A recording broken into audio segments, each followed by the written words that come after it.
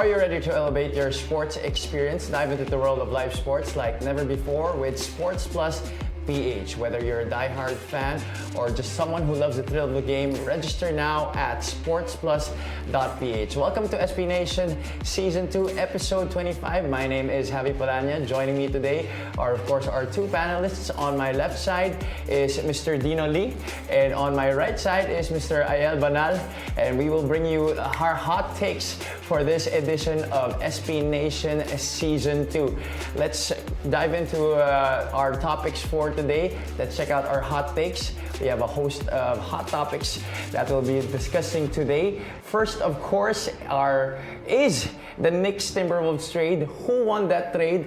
It's a very surprising trade that many did not expect would happen. Even those involved did not expect na mangyayari yun. And of course, next up, we have how important for a PBA team to win an EASL championship. Will winning an EASL championship impact the PBA regaining its popularity within the country, within the Filipino people? And of course, lastly, is Justin Brownlee the most clutch import in PBA history?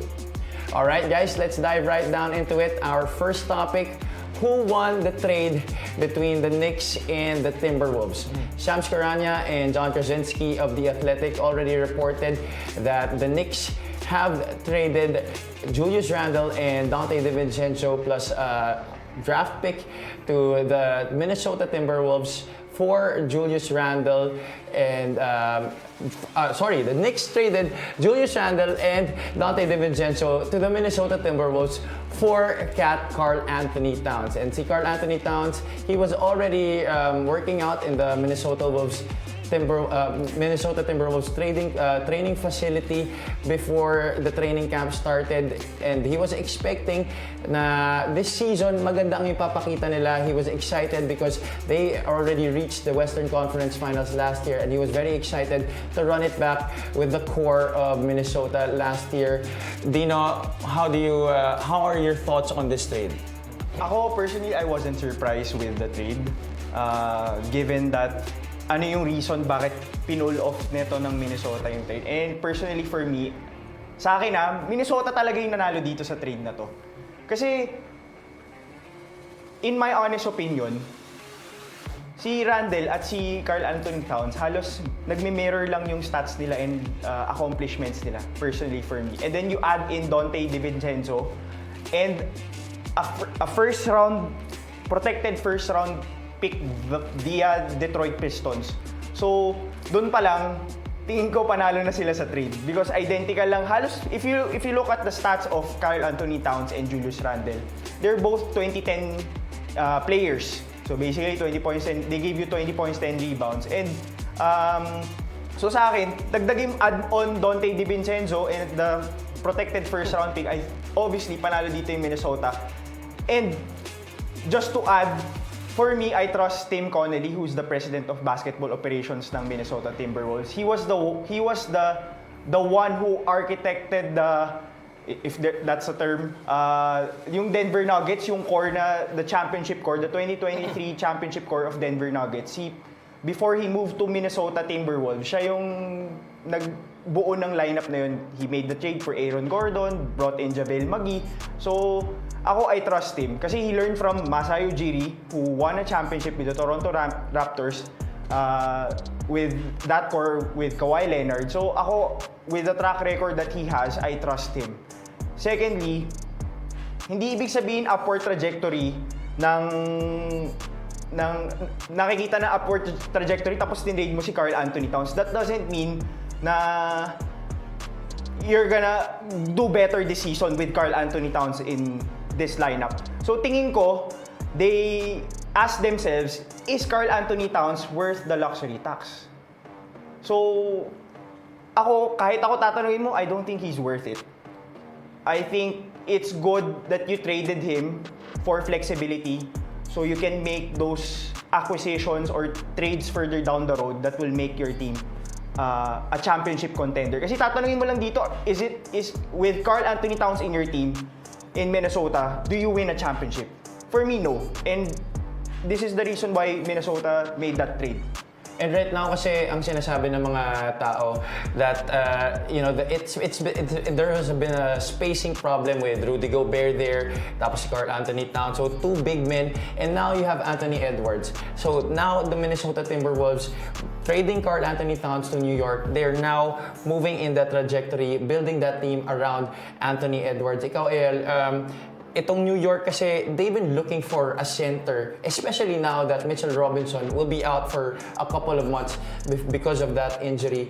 Do you think for New York, even though nawala si Julius Randle and Donte DiVincenzo, people are saying na nawalan sila ng depth, is this a good move moving forward para sa kanila? I think, to be honest, I respectfully disagree with Dino, and I think the Knicks Sure ka dyan? won this trade. Sure ka dyan? Won this trade.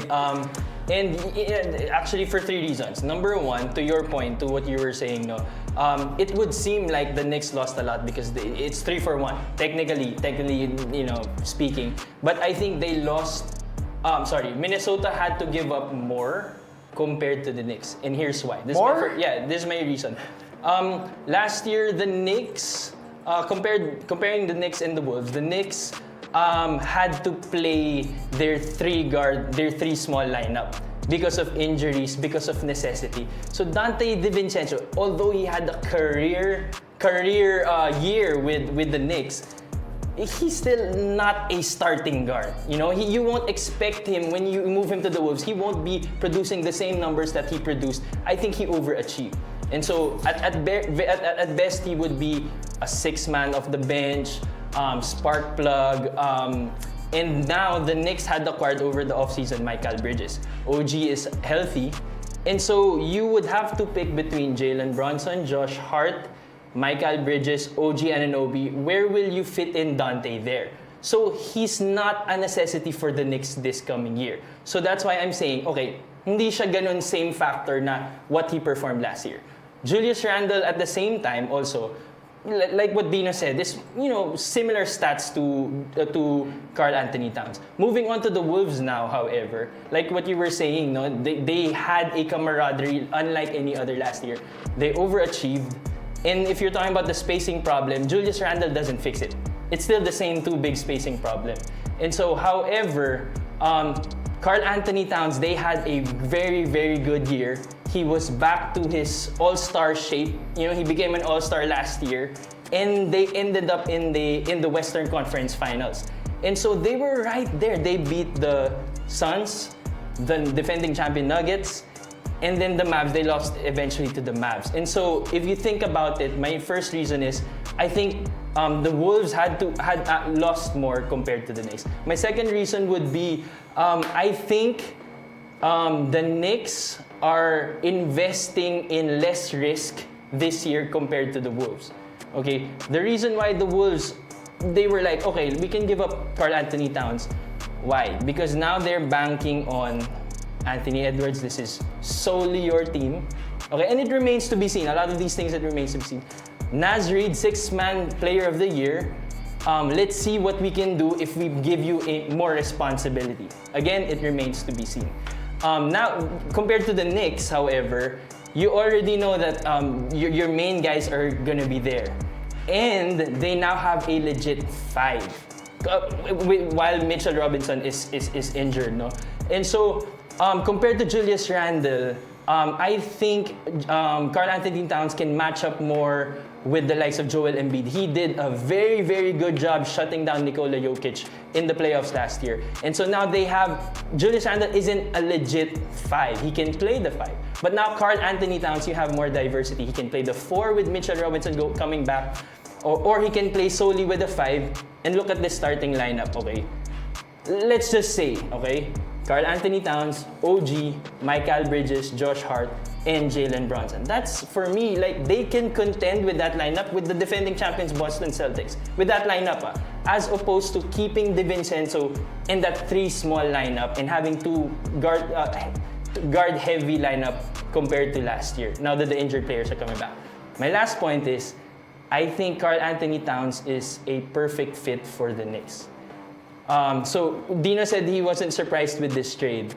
I think for the longest time, the Knicks have been trying to get Karl Anthony Towns. He's a New Jersey native, And the surprising factor lang here is it happened 3 days before the training camp. That's why everyone was shocked. But like Dino, I wasn't surprised as well.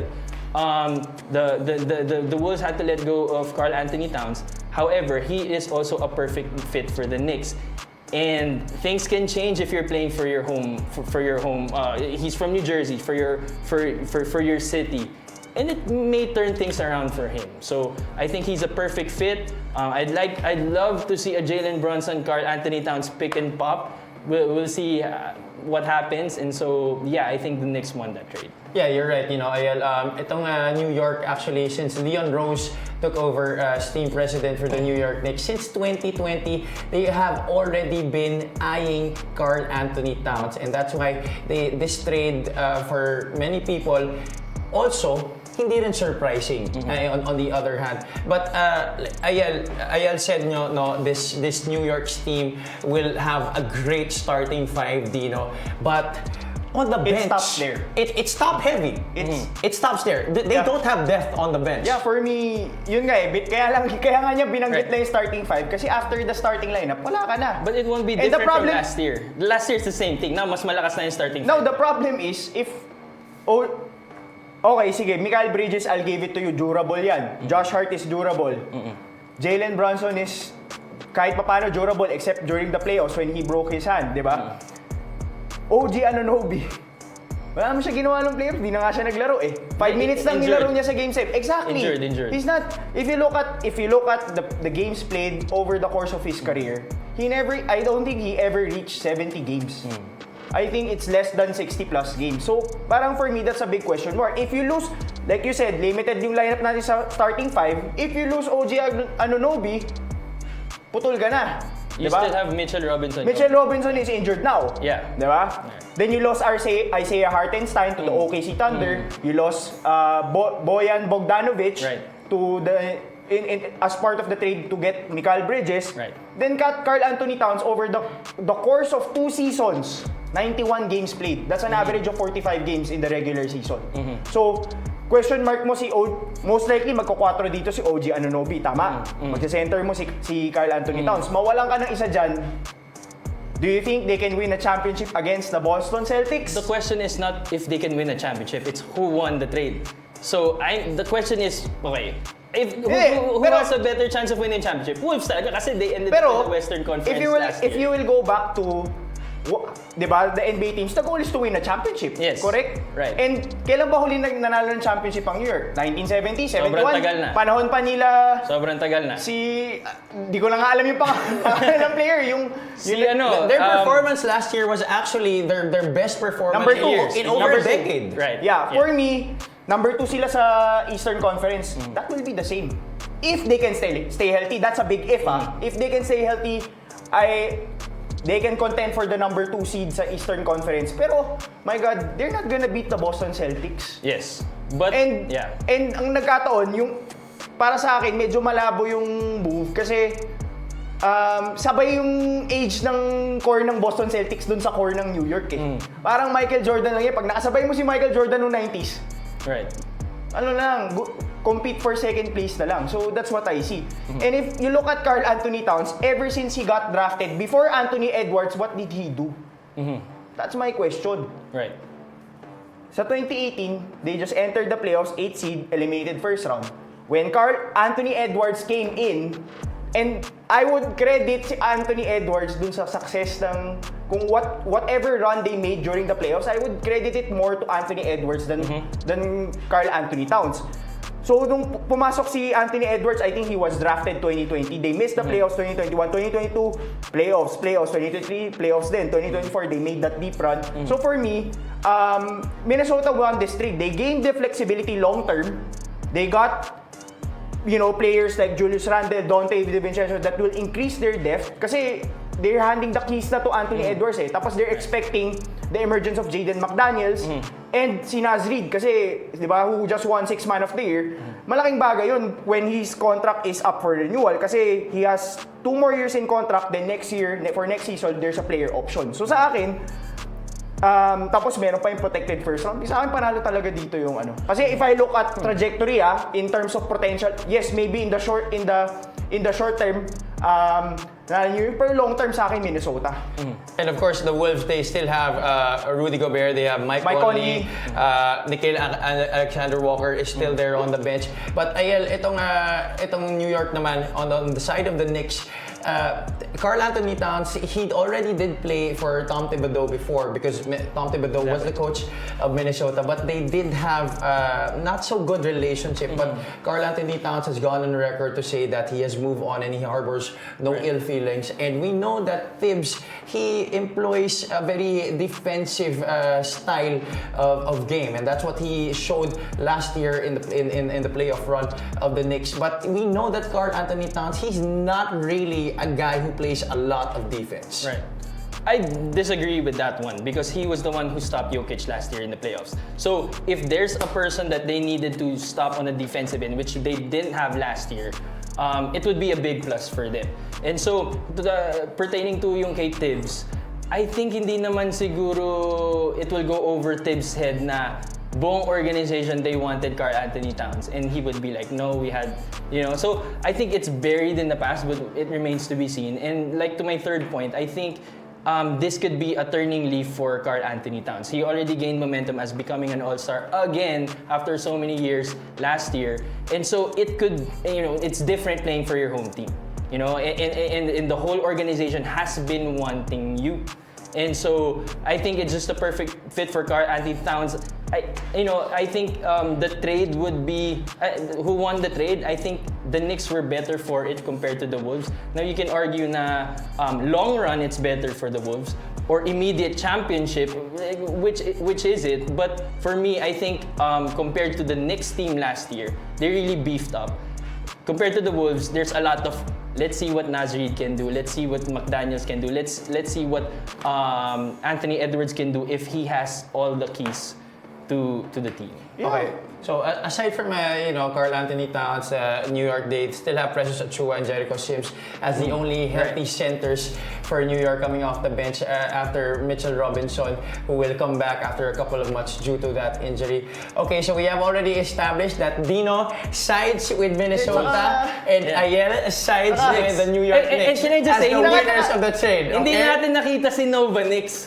Yung apat pa lang na-trade na agad si DiVincenzo. So a lot of Knicks and Nova fans are very disheartened na yun yung nangyari na trade kagad si DiVincenzo. I think yung big question mark there is the Tom Thibodeau approach. Yes. It may be good for fantasy basketball, yung mga fantasy basketball owners dyan. Sarap i-draft yung mga players. Kasi gamit na gamit yan for sure, di ba? We look at what happened with D-Rose, di ba? Yung starting five nila, gamit na gamit during the regular season. Tapos ngayon, wala silang depth.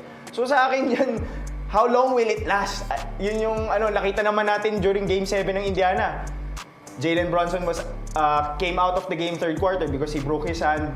Jalen Brunson, si Julius Randle, Mitchell Robinson didn't play, Bogdanovic didn't play. So sa akin, yun yung big question mark talaga dyan. Alright mga Crush Sports Plus, we'd love to hear your comments about this. Who won that trade? Was it New York? Are you gonna side with Ayel or are you gonna side with Dino who voted for Minnesota in that trade? But guys, it has been said by Shams that hindi pa talaga official yung trade, okay? So it remains to be seen kung sino pa ang madadagdag, but this trade will actually happen, okay? Many people are already saying that this trade will actually happen. Hindi lang talaga final pa yung mga pieces. Saka mga sinasabi ng mga NBA fans, first time na walang Woj bomb in a long time.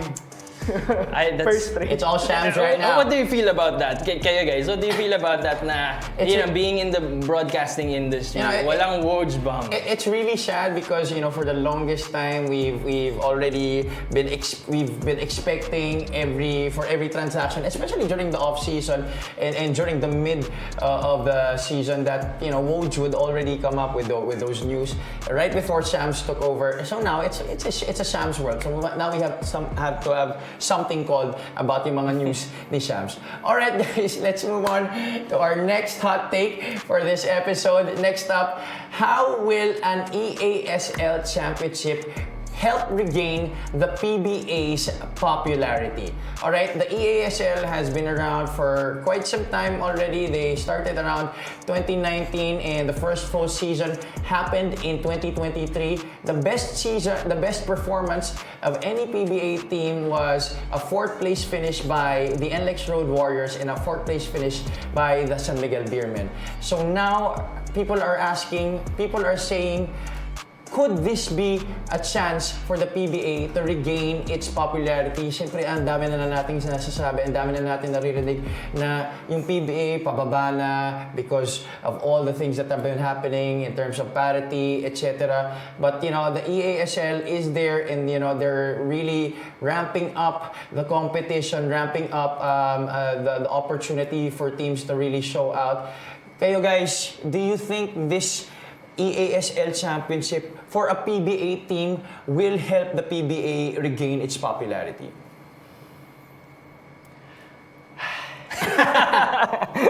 Lalim lang yun. I'll give you some time to let your thoughts simmer, Dino. I wouldn't look at it from a popularity standpoint. Kasi ngayon pa lang, to begin with, di naman na talaga popular yung... Di na siya ganun ka-popular as opposed to before. Diba? Relating to the topic we have later on, yung pang third topic natin, when I was watching the highlights, grabe yung nanonood ng fans. So I wouldn't look at it on a popularity standpoint. But how important is it for a PBA team to win a championship in the EASL? Kasi this will be the third season eh. Yes. Second home and away season. Yes. Kasi last year was the first home and away season. Ang nakikita ko dito, yes, it will be important. Kasi if you look at the EASL and the teams that are kung saan galing yung mga teams that are playing in EASL, it's basically the top Asian leagues. Bukod dun sa yung sa mga Lebanon, hindi kasama eh. So yung mga East Asia, so Japan, we have Korea, you have Chinese Taipei, tayo, then you have Hong Kong, Macau, dinagdag ngayon yung Hong Kong Eastern saka Macau Black Bears. Ang wala na lang is yung People's Republic of China. Yun na lang yung wala from the CBA. Sa akin important kasi ito yung basis on hindi siya more, I wouldn't look at it on a country strength basketball wise. I would look at it on the strength of the league itself. Mm-hmm. So this is your chance to flex your muscle because you're representing your professional league dun sa country mo. And you're going up against the top professional leagues in East Asia right now. So sa akin importante to. But do I feel confident that we're gonna win a championship in the near future with ESL and with this current season? No way! Hindi tayo mananalo! Why? Kasi okay, sa ESL kasi wala silang ang line up kasi is kung ano yung rules ng professional league ng country itself. So kung Japan, they have 3 foreign players. Sa KBL, there's 2 imports. Sa P-League, there's 3 imports as well. So pag nakikita mo yung laro ng EASL, makikita mo, ang dami nilang imports. Sa PBA, di ba, ang conferences natin, isa lang. Tapos, I think last year, nagdagdag na lang sila for EASL. So, hindi nakakapag-gel yung import. So, sa akin, kakampihan ko dito yung PBA kasi import challenge ka eh. Yung imports ng mas maraming imports ng ibang teams from Japan, Chinese Taipei, saka Korea, then nakakapag-gel sila during the season. Sa PBA, they're forced to get kasi malulugi talaga sila pagdating sa and walang limit. Parang pinapasok talaga, nakikita ko 3 yung imports na ginagamit. So, medyo malabo. And nakikita mo talaga dito yung spending power ng Japan, Korea, Chinese Taipei. Medyo napag-iiwanan tayo dyan. Pero Dino, based sa suot mo, mukhang kampi ka sa Japan. Hindi naman. Pero ibang usapan yan pag isang import lang. Ibang usapan yan. Kasi I still think we can, kasi natatalo tayo Chinese Taipei, pero when it comes to Gilas games against Chinese Taipei, we're beating Chinese Taipei, Korea, si Japan, I think we can compete with Justin Brownlee as our import. Right. The PBA has been the pioneering league in Asia. We're the oldest league, professional basketball league in Asia. 1975 tayo nag-start. Now, Dino said this is a chance for us to flex our muscles against the rising leagues in Asia, in East Asia. Now, you know, the B League is there, the KBL is there. They're pirating our players. So is this really very important for us to flex our muscles and prove to everybody else in this region na, you know, yung PBA may ibubuga pa rin? I think primarily if that's our purpose, to flex our muscles, I think it's still international competition, which is FIBA, like SEA Games, Asian Games. That's our best way to flex our muscles. Now, going back to your point is, if popularity or marketability, I think the initial, yung target audience ng EASL is East Asia. Kung gusto natin lumago ulit yung Philippines to its, PBA to its glory years, ang target market natin di Asia. It's the Filipinos. And so I think, you know, if we want more prominence again to the PBA, I think EASL is not the direct approach. However, they are doing something that we can learn from, that we actually did, that the PBA did 2 years ago. They invited an international team, Bay Area Dragons, into our league. And I think that was one of the talagang most watched na conferences or playoffs when they went against Ginebra. Kasi parang ang camaraderie, ang nangyari doon, yung buong Pilipinas kumampay sa Ginebra, kalaban si Bay Area. Now that's something that I can be on board with. If we get other teams to join the PBA, and then I will say it will go back to its former glory na talagang Filipino pride more than other leagues currently right now. I think that's kasi ang target audience ng EASL is hindi Pinoy isa kasama tayo pero Asia pa din We're just a small percentage of Yes, exactly. And I get what they're trying to do. I get they're trying to, emulate something like the UEFA Cup, like football fans dyan, or EuroLeague or something like that. But it's not gonna come into fruition in a couple of years pa. And tsaka kailangan fluid. The same way B League, Japan are getting Filipino players and other Asian players, we should be also open to getting other Asian players into a more immersive Asia League, di ba? But if it's like sasali lang tayo niyan, to Dino's point, di ba? Kukuha lang tayo ng import last minute, sasali lang dyan. I don't think, it's the best popularity or marketability approach that we can do. So by emulating, the style and format of the other Asian leagues like the KBL and the B League, and Ayel said inviting again another foreign squad, maybe an Asian squad like the Bay Area Dragons, will this help the PBA go back to its glory years? Do you agree with Ayel on that point? Parang hirap mag-invite ng malalakas na teams eh. Bay Area Dragons is never gonna happen again. Kasi Never. parang alam ko kinut off na nila yung program na yun. When they made that decision if I'm not mistaken, that was last year. Diba? Sa akin, before you even invite big time international teams, kasi if you're just gonna invite kung sino-sino lang, tatambakan lang natin yun, di ba, ng mga PBA teams. But if you want the big-time teams to play in your league, I mean, number one, kung big-time team yan, for sure may nilalaroan liga yan. How do you draw them to play in your league? Maybe it's an invitational. Pero bago mo siya ma-invite, what will make them say yes? Because doon pa nga lang sa bracketing, di ba? Nagkakaproblema na tayo. Number 1 seed, kung magkataon, pumasok yung dalawang number seed, magkakalaban sila sa semis. Doon pa lang sa bracket error. Diba? You have so many internal stuff that you need to fix. Tapos we're already gonna invite. Sa akin, kaya hindi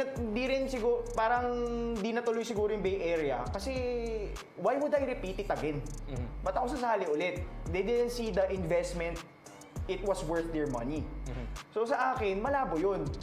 And sa akin, we cannot discredit the impact of ESL kasi si Meralco mismo, when they won that Philippine Cup Championship, they credited their experience na replacement team lang sila kasi Ginebra chose to not participate last season.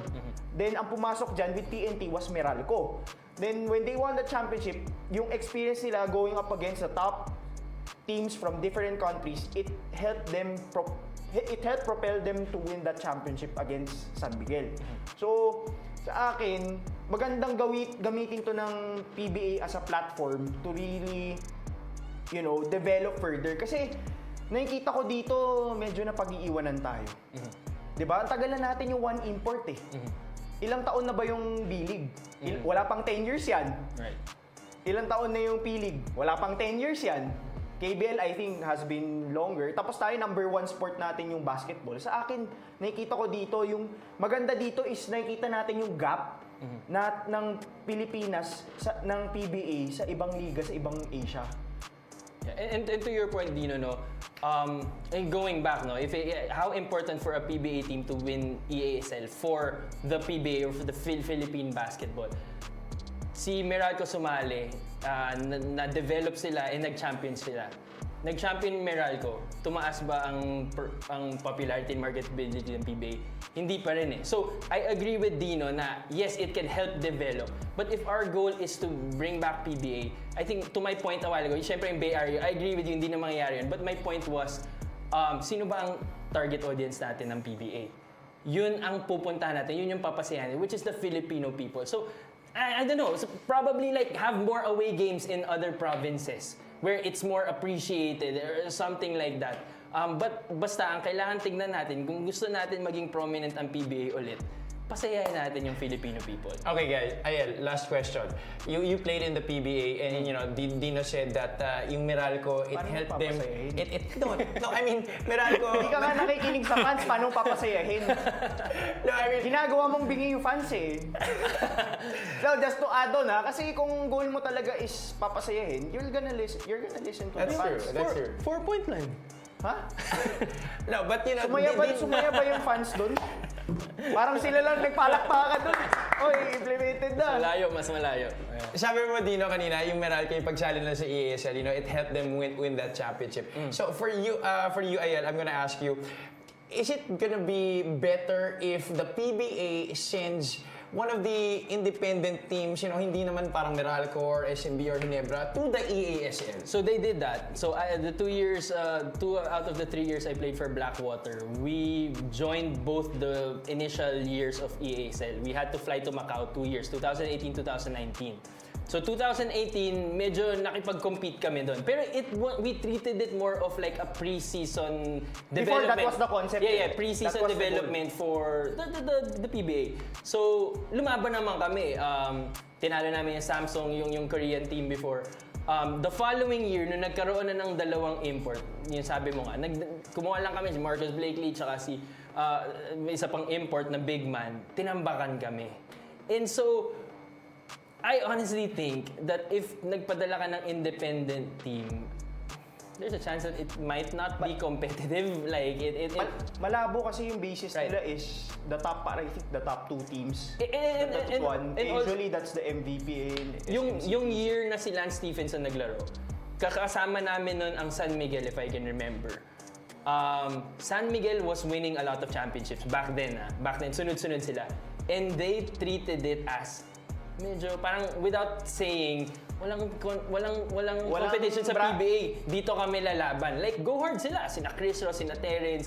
Go hard sila. And so, that's more of like their competitive juice, but not really in preparation for the league. So, yeah. All right, so that was it for our second hot take. Dino and Ayel already aired their thoughts. We'd love to hear your comments about that hot take. Let's move on to the last hot take for this episode. Is Justin Brownlee the most clutch import in PBA history? Of course, because Justin Brownlee just recently hit another game winner, which was reminiscent of the winner in the Governor's Cup Finals a few years ago, also against Meralco and Alan Durham, that won them the championship. But this time, you know, this was only a game in the series, and Meralco, they still have a chance to get back into this game. But still, that begs the question, is Justin Brownlee the most clutch import in PBA history? Dino? Kasi pinanganak ako 1990, di ba? So, hindi ko na pa rin yung iba. Pero kung in recent memory, no question. Yeah, I think... In recent memory, no question. When you talk about clutch kasi, you need big games. And when there are big games, there are big moments.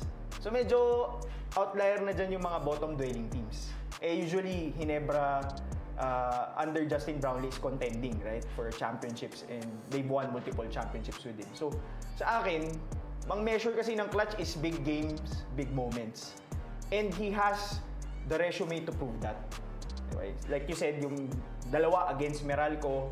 And if napanood nyo yung Asian Games semi-finals, kung di ako nagkakamali, kalaban nila ang China doon. They were down, By 20. China was up 5 points, 76-71. And then with 1 minute, a little over 1 minute, Justin Brownlee hit 2 consecutive 3-point shots to win us that game. Yeah, pero we were down by almost 20 points at that time. Or 20 or... Tas hinabol, di ba? hinabol. Pero yung clutch niya nun sa dulo. At the same time, nakita naman natin yung ginawa niya sa Olympic qualifying tournament, di ba? He's not only doing it in the PBA, he's also doing it on the highest level of basketball. On the FIBA Olympic qualifying, tapos Asian Games. Ibang level yan. So sa akin, no question. Saka he has the sample size. Kasi rarely do you see an import na that has played this long for a particular PBA team. 2016 siya na first na top as a replacement for Paul Harris, kung tama ba? Tama ba ako? And then up until now, he's still playing. Alright, so guys, let's just make it clear already. Kasi baka ma-hurt yung mga PBA fans of old dun sa mga imports na napanood nila. Okay, so ang tanong na lang natin, linawin na lang natin, is Justin Brownlee the most clutch import in recent history? Ikaw, Ayel, did you have a chance to play against Justin Brownlee? Yes, I did a couple of times. But ma-hurt na kung ma-hurt, sabi ni Javi. Pero tinawagan ko yung tatay ko kanina umaga. Daya, may source. Tinawagan ko yung tatay ko. Buti na lang! Ma-hurt na kung sino ma-hurt, pero valid din source ko. So my dad played with Billy Ray Bates, Norman Black, Bobby Ray Parks. He also was part of the he was assistant coach of the Alaska run in the 90s with Sean Chambers.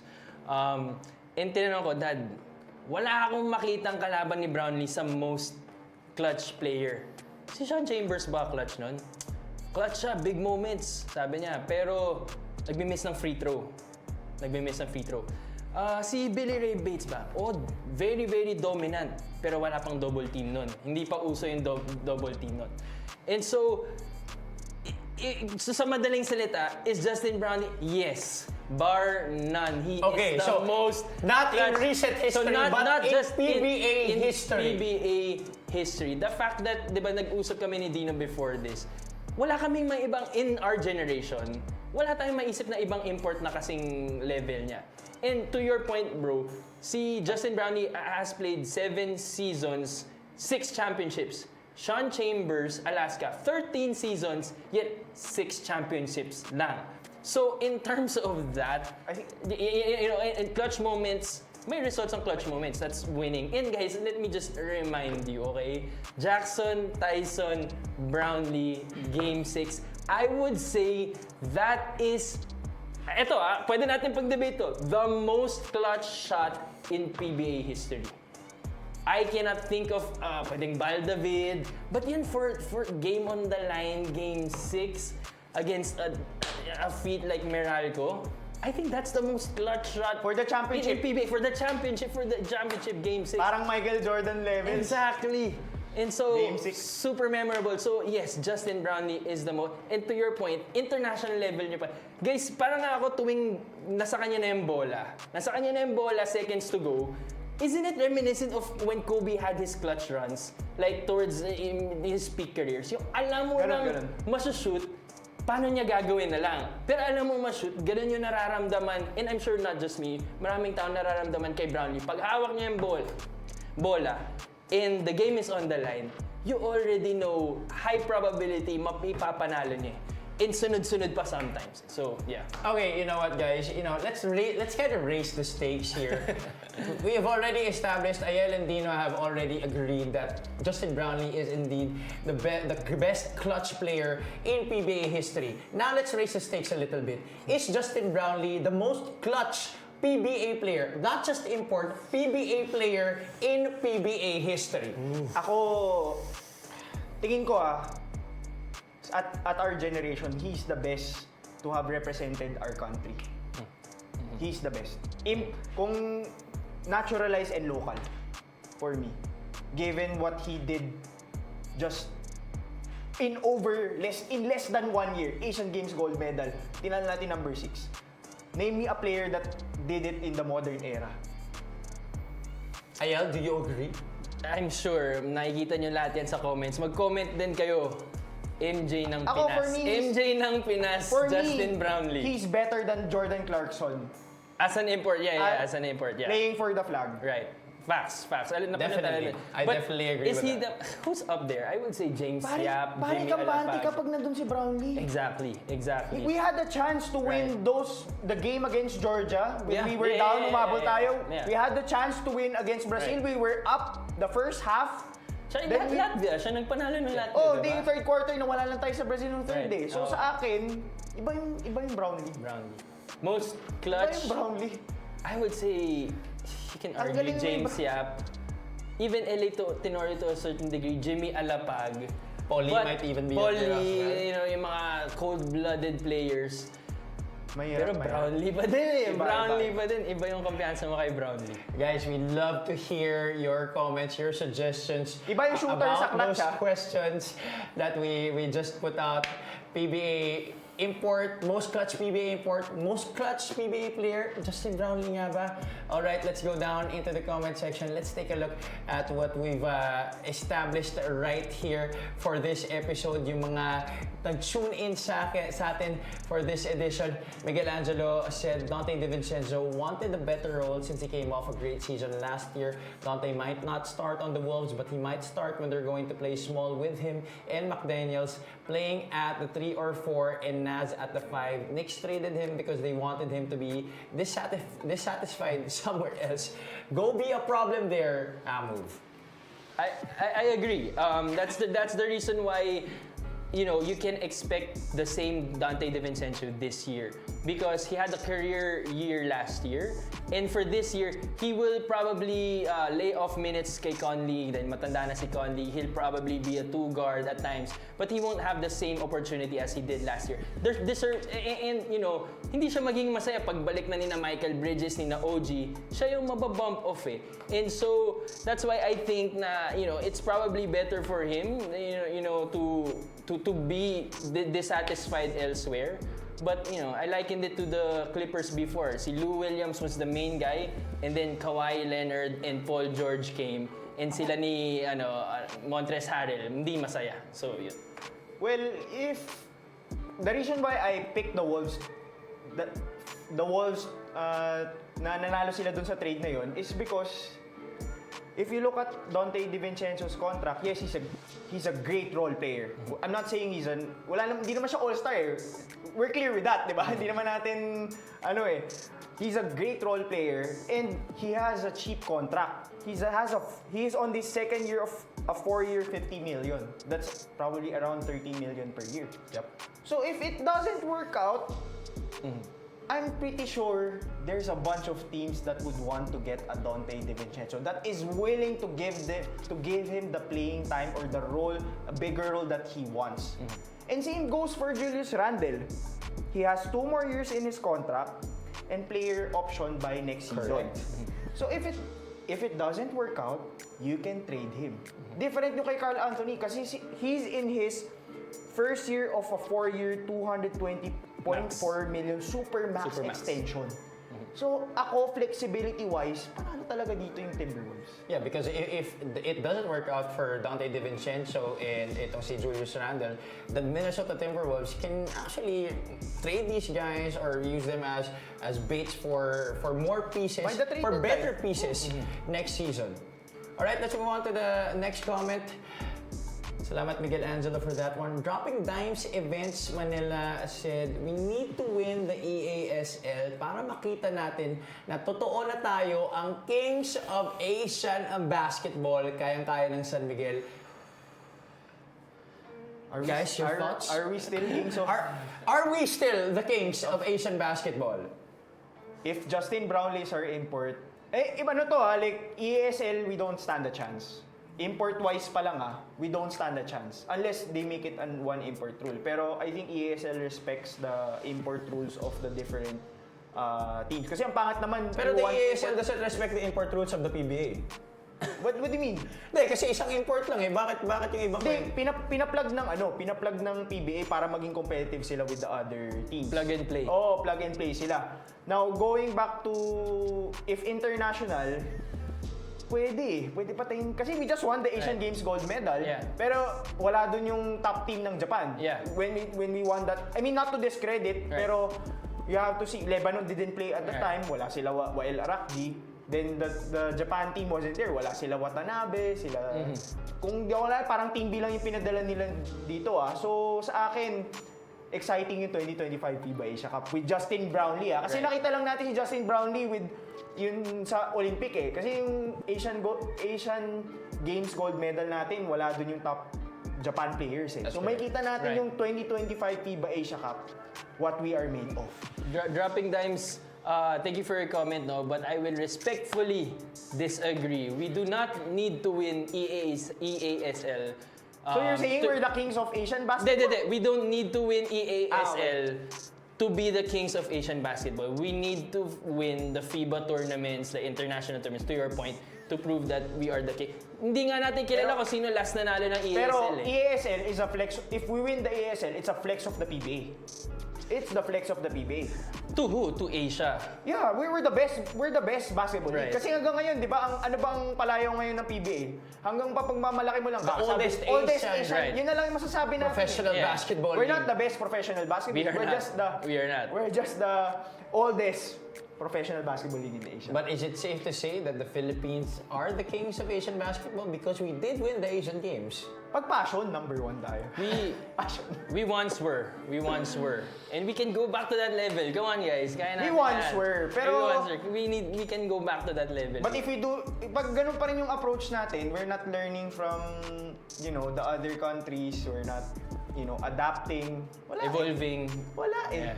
Di ba, napag-usapan din natin yun, di ba? Yeah. Yung program kulang, di ba? Program kulang Well, let's hope, the EASL can give a lot of lessons to the upper management, the board of the PBA, in terms of moving forward into the next years and making the PBA popular again to the Filipino people. All right, let's move on to the next comment. Last comment by Maki Ramoy Makabagdal says, iba yung Justin Brownlee, kita mong disiplinado and wala kang maririnig na pangit. Hindi lang sa PBA clutch yan. Remember yung game versus China, grabe yun. Sa Asia, diba? For the gold, nagkuha natin gold. Semis nila tinalo yung China. Semis nila tinalo yung Wait, China. panalo... Pasok na daw sila sa semis. Nilaglag nilang Meralco. Yeah. Confirm. 113-106. Oof. Grabe. Well, Justin Brownlee, we've already mentioned. I think they just started off slow. Flat, slow. Sa itong... As always. Ganyan I ang think style ni Tim Tim Cone. Cone eh. Talagang... Yung papainit yeah. That has always been the trend of Tim Cone. But again, Justin Brownlee, we've already both established. All three of us have established that Justin Brownlee is indeed the most clutch PBA import in PBA history. Sino tingin nyo? Di ba kasi ang malamang San Miguel yung papasok sa semis. Yeah. Makakatapat nila Hinebra kasi nga number... dahil doon sa bracket. So tingin nyo sino mananalo doon? San Miguel tsaka Hinebra. Well, right now with the way that they're playing, I think San Miguel has a bit of the upper hand, if that indeed Even with happens. Justin Brownlee. Even with Justin And with the Brownlee. return of JDV. All right, let's just do a quick recap of the hot takes that we've talked about in this edition of SPNation Season 2. For the next Timberwolves trade, who won? Dino said it was Minnesota. the Minnesota Timberwolves. For Ayel, it New was the New York Knicks. How important is it for a PBA team to win the EASL championship? Well, I think Ayel and Dino, they said that it's not really very important for us to win a championship, but it is important for us, for the PBA, to be able to win a championship para, to flex their muscles to the other Asian leagues, especially to the KBL and the B League who have been pirating all of our best players. Just to add din, I think important talaga to kasi dito makikita yung how big of a business is basketball in our country. Yes, it's popular, pero unfortunately, it's not at par with Japan. Grabe yung spending power nila. They could afford all of those imports. It's crazy. Grabe. It's crazy. And that's with the fact that the Japan and Korea don't really have basketball as their number one sport. Exactly. Pero they have mas na-flex nila yung power nila sa atin. Ganun nangyayari. And last, our hot take, Brownlee, is he the most clutch PBA import in history? Yes, yes, yes. All right, that's that's a very established fact already. All right, thank you so much, guys, for joining us for this edition of SPNation Season 2 for Ayel Banal and for Dino Lee. This has been Javi Palanya. Don't forget to follow us on our social media accounts on Facebook and on TikTok. Join us again on Wednesday for another edition of SPNation Season 2. Good night, everybody. Have a good rest of the week. Would you say you're a mama's boy or a daddy's pride? I'm both.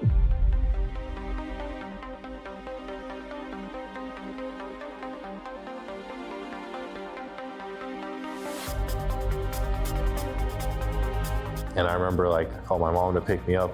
I just sat inside this big trash can and waited for her in the trash can.